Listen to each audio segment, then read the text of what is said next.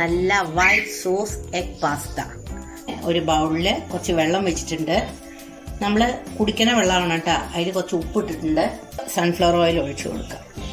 ഈ 250 gram pasta ഇട്ട് കൊടുക്കാം. ക്യാരറ്റ്, മല്ലിയില, സവാള 2 എണ്ണം, ഒരു തക്കാളി ചെറുത്, 3 മുട്ട, പാസ്ത മസാല ഒക്കെയാണ് ഞാൻ എടുത്തിരിക്കുന്നത്. ഒരു 5-6 മിനിറ്റിനുള്ളിൽ പാസ്ത വെന്ത്.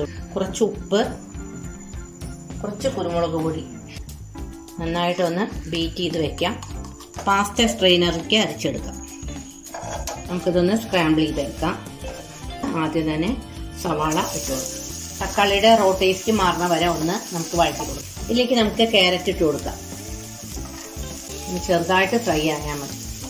ഇഞ്ചി വെളുത്തുള്ളി പേസ്റ്റ് ഇട്ട് കൊടുക്കാം. ഇത് നന്നായിട്ട് ഒന്ന് അതിന്റെ പച്ചമണം മാറുന്ന വരെ അതൊന്ന് ഫ്രൈ ആക്കി കൊടുക്കണം.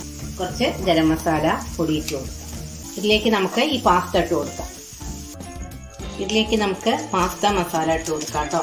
കെച്ചപ്പ് അല്ലെങ്കിൽ സോസ് എന്ത് വേണമെങ്കിലും ഒഴിച്ചു കൊടുക്കാം. ഇതിലേക്ക് നമുക്ക് സ്ക്രാമ്പിൾ ചെയ്ത ഈ മുട്ട ഇട്ട് കൊടുക്കാം. നമ്മുടെ പാസ്ത നല്ല അടിപൊളിയാട്ടോ. ഇതിലേക്ക് നമുക്ക് മല്ലിയില ഇട്ട് കൊടുക്കാം. അപ്പൊ രുചിയൂറും നല്ല സ്പൈസി എഗ് പാസ്ത ഇവിടെ റെഡിയായി.